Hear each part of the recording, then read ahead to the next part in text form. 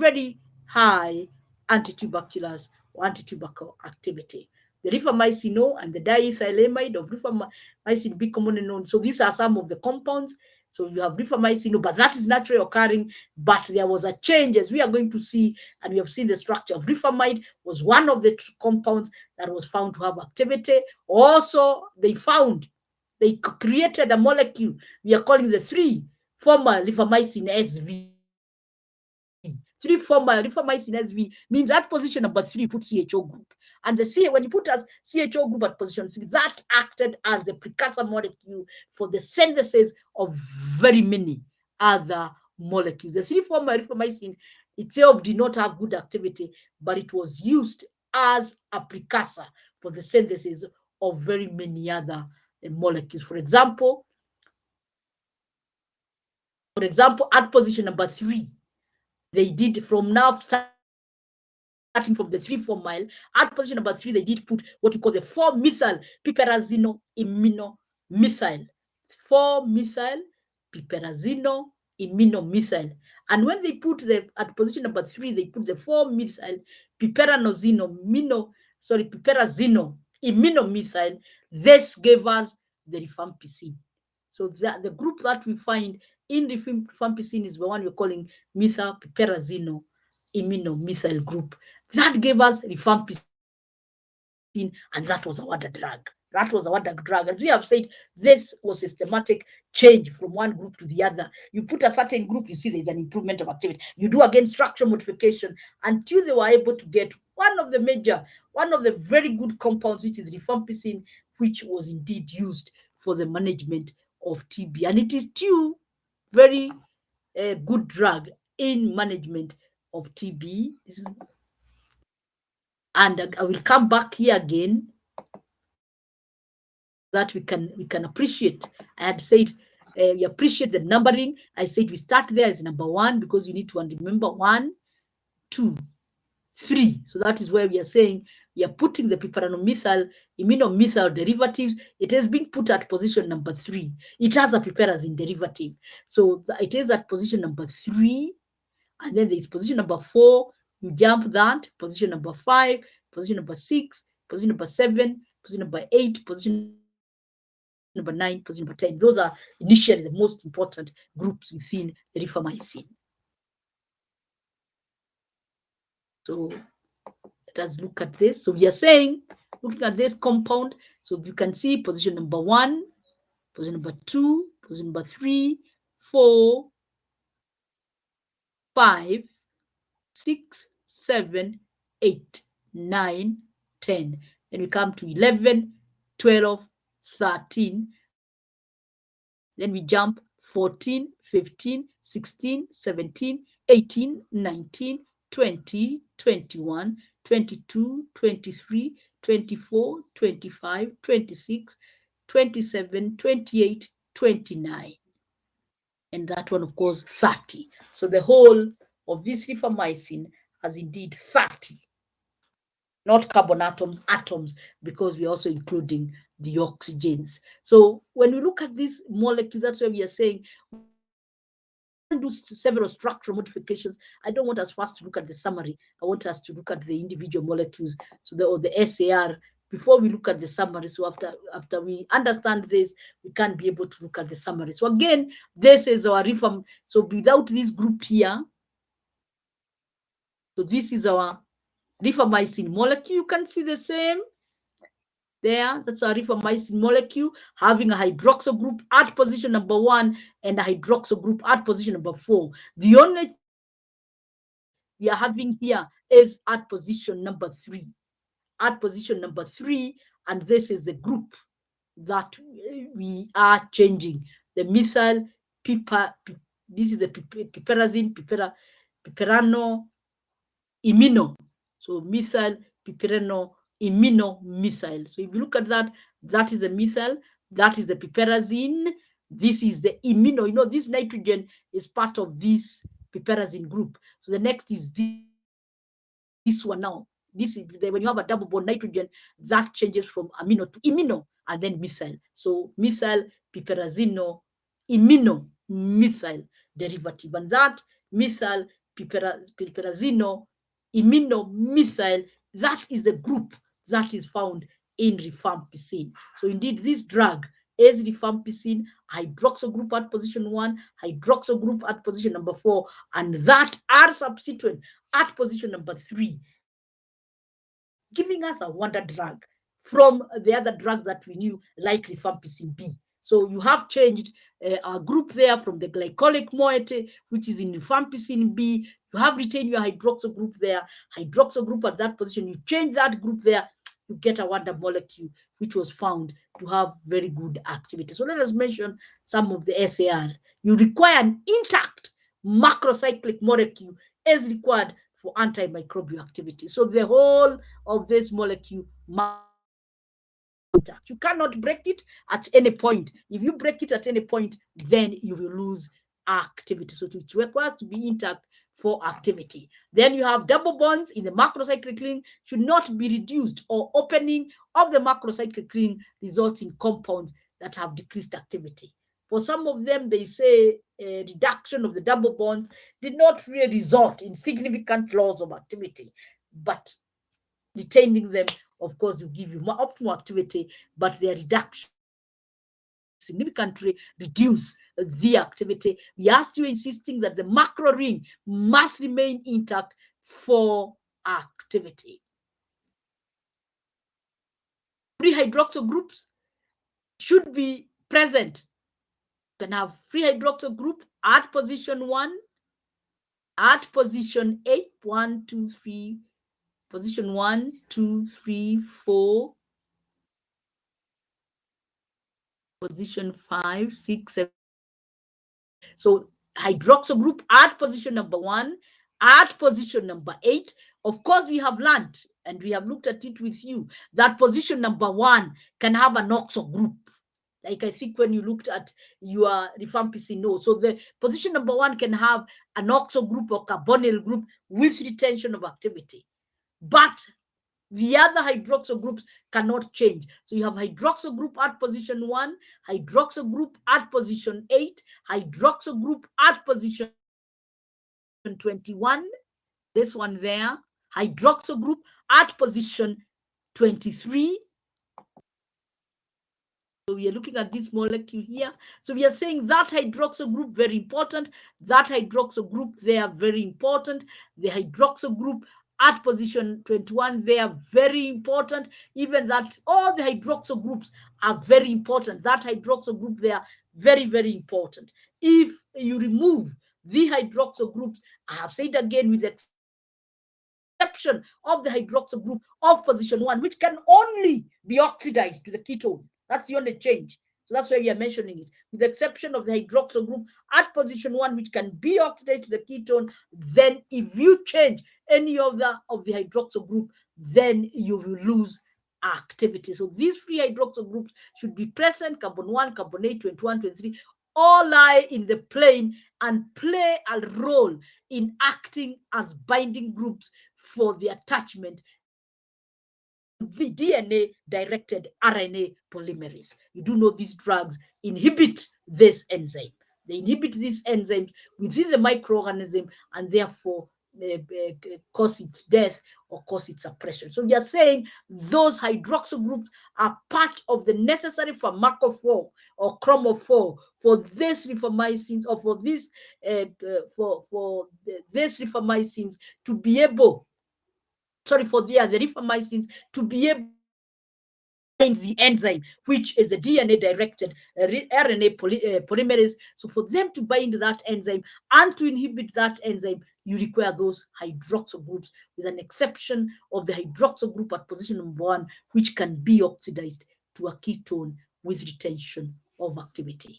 When the hydroxyl groups at carbon 21 and 23 were completely removed or substituted, the formation of derivatives are devoid of antimicrobacterial or antitubercular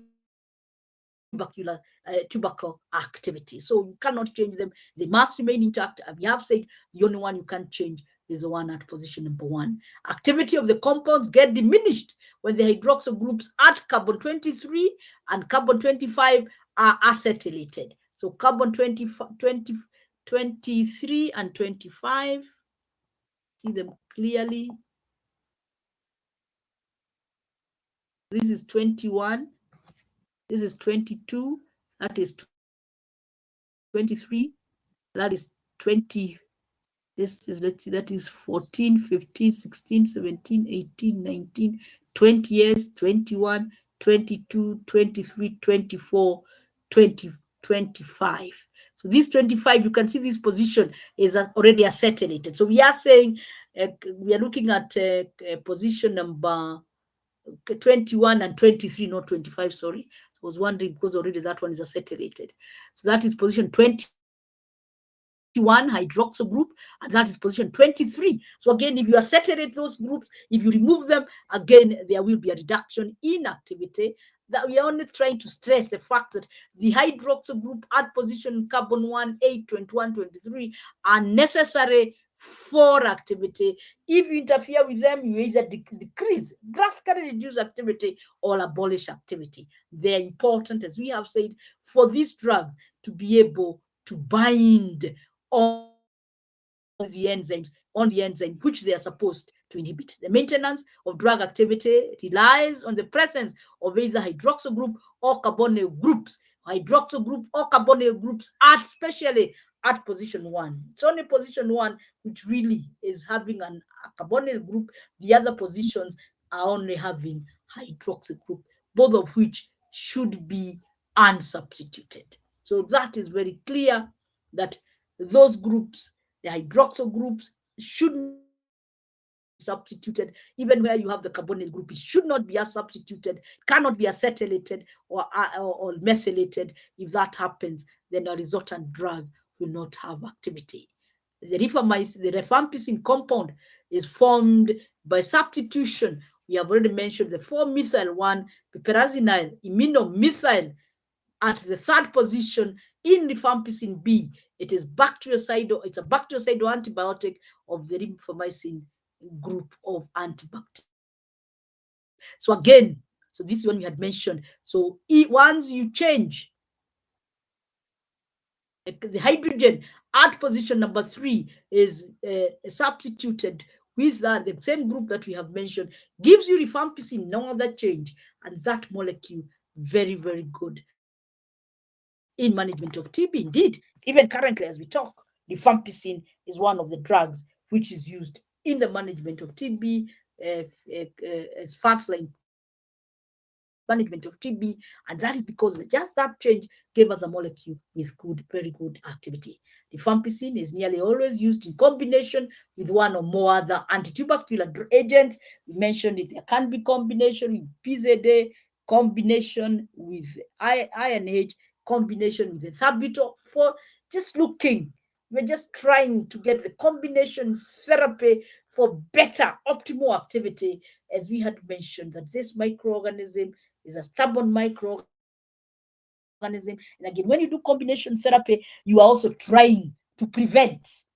You are trying to prevent resistance, development, rapid. Let us say you are trying to prevent rapid development of resistance. I'm saying rapid development because with time, those microorganisms still develop resistance. But when we do that, it is to prevent the rapid development of resistance, even as we hit the microorganisms with so many drugs for purposes of effectiveness. Rifampicin is known to induce hepatic microsomal enzyme cytochrome P450. So one of the major disadvantages of rifampicin, and that is you have to be very, very careful when you give it with other drugs, especially drugs that are metabolized by the cytochrome P450, including the HIV drugs, is that it induces hepatic microsomal enzymes, which are the cytochrome P450 enzyme. So when it does so, it will accelerate the metabolism of quite a number of drugs. Therefore, it decreases the effectiveness of oral contraceptives, corticosteroids, warfarin, quinidine, methadone, zidovudine, which of course is a HIV drug, clarithromycin, and there are also antifungal agents, that is the imidazoles and the triazoles. Again, you're going to do all these drugs. So we are saying, yes, again, some other complications of management of this TB. And remember, sometimes TB is an opportunistic disease. It's an opportunistic disease in that you will get it in patients HIV. These patients with HIV also have other complications. They could have fungal diseases, and you can see you have a problem of using the azo antifungals. They could have allergies. You can see you have issues of using corticosteroids. You see, you do not want anything like pregnancy. Sometimes you want to avoid pregnancy, not unless somebody is really prepared. Again, you can see they have an issue with oral contraceptive. So you can see the complexity of this management of TB, especially when TB is an opportunistic disease. And indeed, it is an opportunistic disease because, as I told you earlier, as long as your immunity is good, it is usually difficult to get TB. The minute your immunity goes down, like you get HIV and AIDS, TB becomes an opportunistic disease because of the decreased effectiveness of also the protease inhibitors and transcriptase inhibitors. Again, you're going to do all this classification of the antiretroviral agents. You have, of course, the protease inhibitors. You have the non-nucleotide reverse transcriptase inhibitors. Of course, you also have the nucleotide reverse transcriptase inhibitors. Use the treatment of HIV. The CDC has recommended avoidance of rifampicin in the treatment of HIV-infected patients present on the HIV therapies. So you see the problems of some drugs. They are good drugs, but they have a big problem because, or like when you have a drug that induces the cytochrome P450 enzymes, then you have an issue of toxicity or drug-drug interactions, and hence you must be very, very careful about combination therapy. So that is a big problem, that you have somebody with TB, and as we have said, most of them are also immunocompromised. They require the HIV, the antiretroviral drugs, they require antifungal drugs, and so on and so forth. And yet, some of these drugs, like rifampicin, which you are giving for the management of the TB, will not allow for that combination because of development of resistance. What time are we supposed to finish? You need to tell me. What time do you want us to finish? Hey, we can go up to 11. Are you still with me? Bado mko na mimi? Muko bado? Are you still there?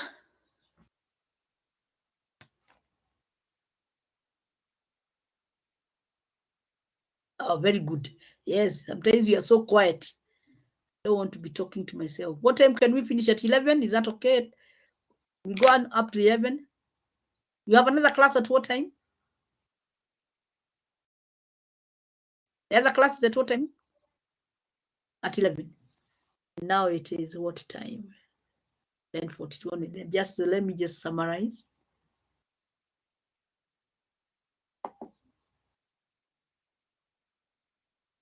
I think we can even end there because I'll be introducing another drug, and I think we might not go far. It is still rifamycin.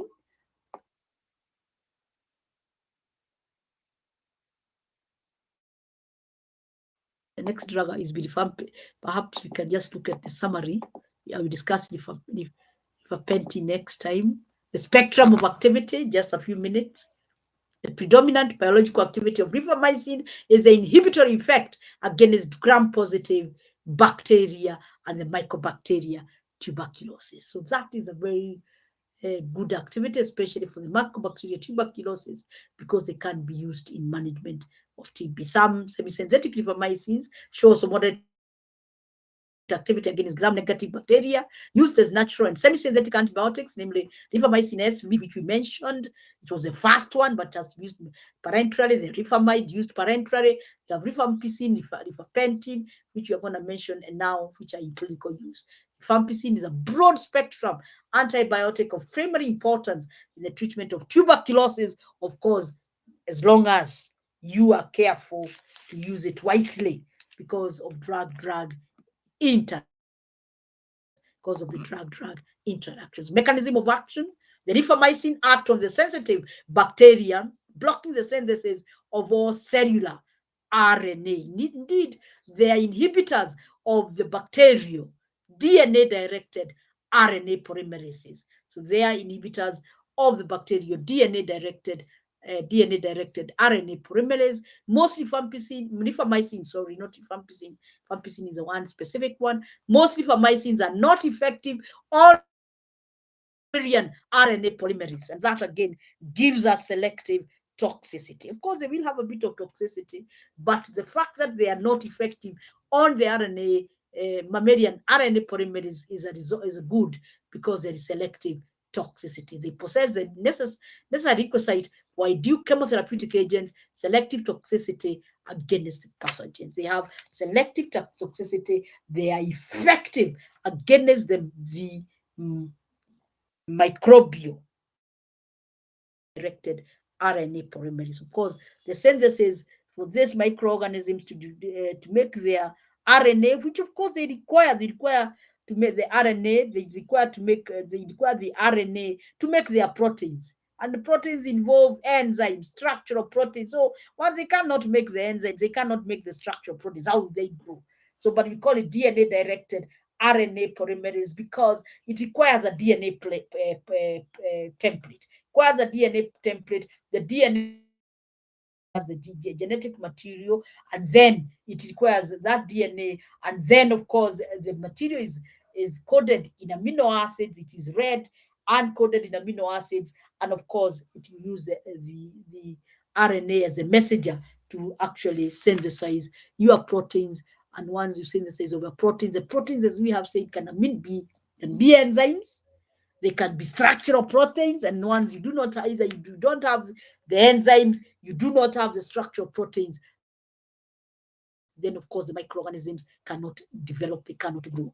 They possess, of course, we have said, they have that selective toxicity towards the pathogens, and that is a positive. They inhibit the initiation of RNA synthesis, inactivating the enzyme before the incorporation of the fast plurinucleotide of the RNA chain. Rifamycin form a rather stable equimolecular complex with the bacterial RNA polymerase binding with the subunit. All we are saying is just an explanation. What we are saying is that they inhibit the DNA RNA polymerase, which is needed for the protein synthesis. And because it is required for the protein synthesis, then once you block that enzyme, then you block the protein synthesis. That's why I also told you, please look up the protein synthesis, because again, it's coming up again within the microorganisms. Once you block the protein synthesis within the microorganisms, then for sure the microorganisms will die.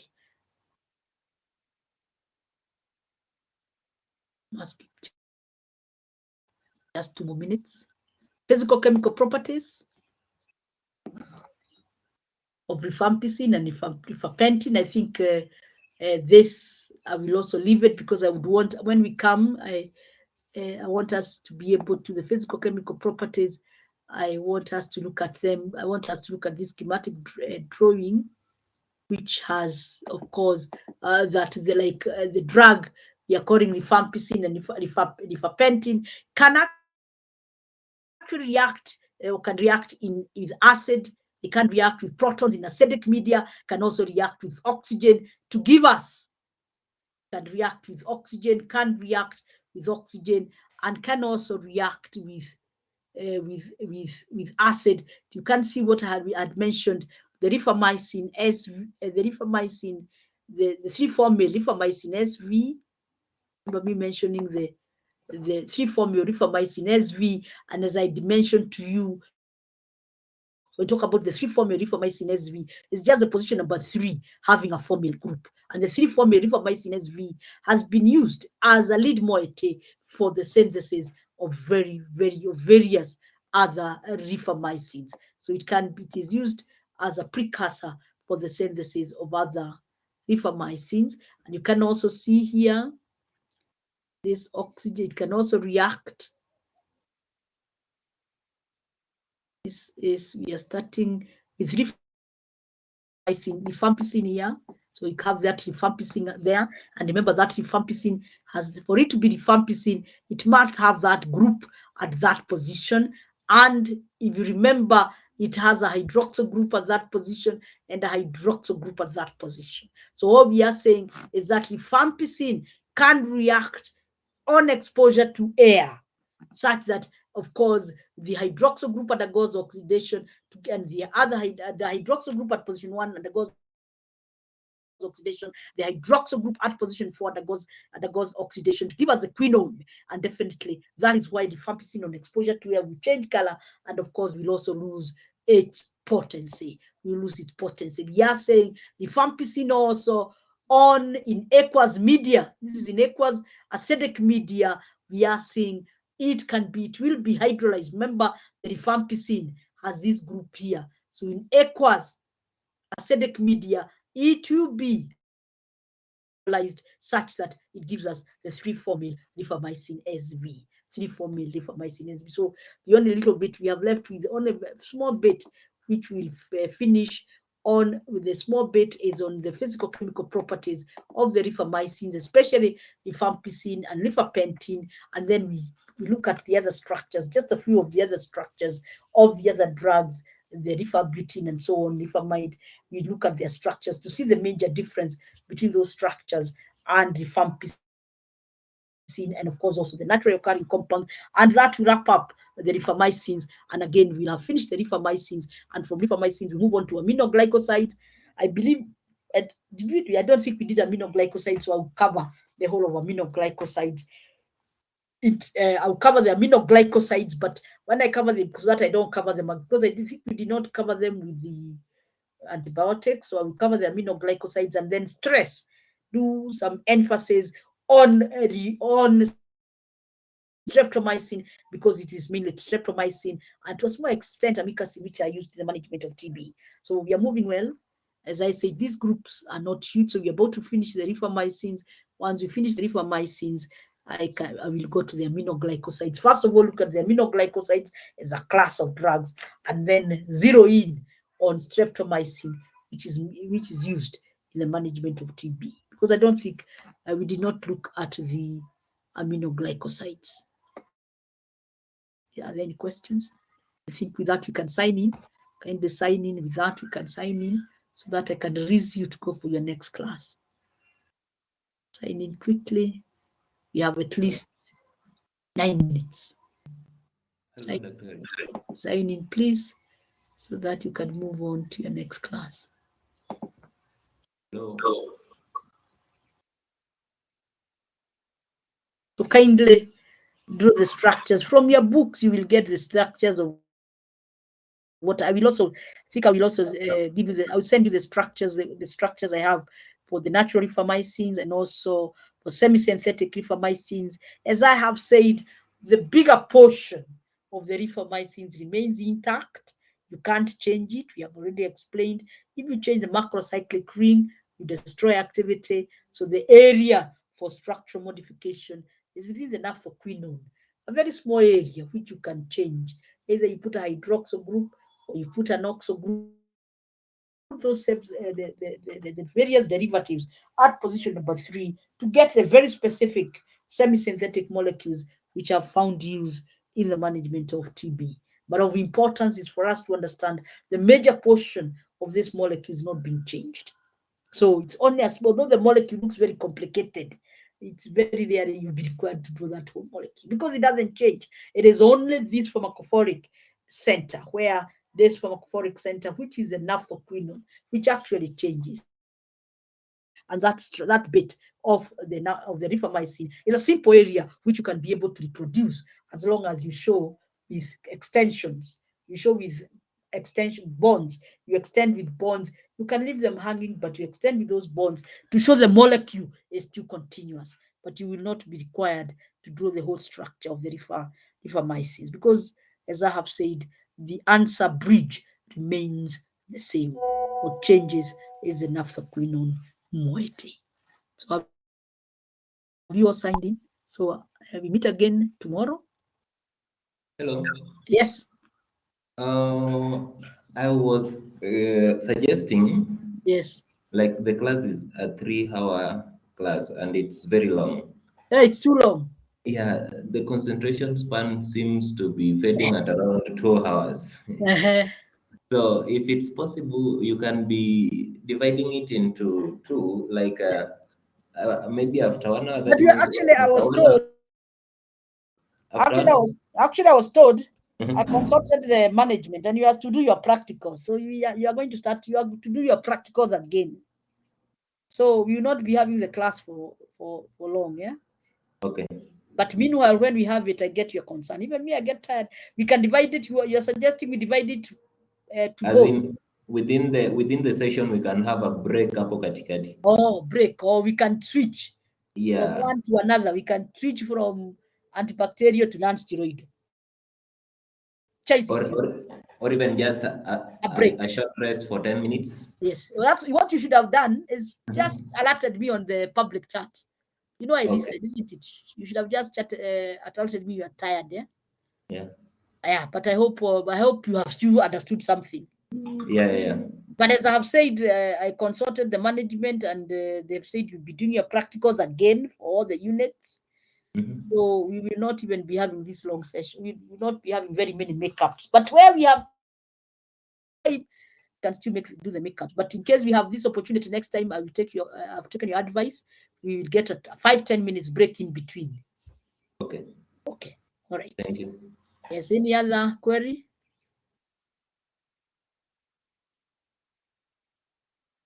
So let us all sign in for those who have not signed in. But we are doing well. My prayer is that we finish early enough and you can have enough time to read. So we meet tomorrow again. Is that so? Is it in the afternoon or is it tomorrow? Sometimes I lose track. Jacinta, I think it's tomorrow for now. The non-steroidal. We have done enough of this. We think we meet tomorrow. I don't know whether it's tomorrow. Or I think it's tomorrow. We meet for the non-steroidal anti-inflammatories. But consult with Tom and Eunice because you're supposed to be doing your practicals for both units. Right? Hello. Yes. It's tomorrow at 9 a.m. Tomorrow at 9 for non-steroidal. Keep reminding me. Age does bring in many issues. Many being busy and everything. I keep mixing the time. So tomorrow we meet at 9 with the non-steroidal. Let us now do non-steroidals tomorrow, isn't it? Let's have that break tomorrow. But consult Jacinta, please talk to Tom. Yes. So that they can organize for the practicals, yeah? Okay. Yeah, the management said you do the practicals afresh, like you had never done the units. To also help you in understanding of the units. So I have no problem. Okay. Right? But anytime you are free, let me know. The more of these units, the more time we spend together, the more we will cover, the earlier we'll finish these units, and the better for all of us, because we'll have enough time to revise. Okay? So with that, I think we meet tomorrow at 9 for the non-steroidals. I think I have another class in the afternoon. Wish you all the best as you attend your 3 other classes and your other matters. All the best.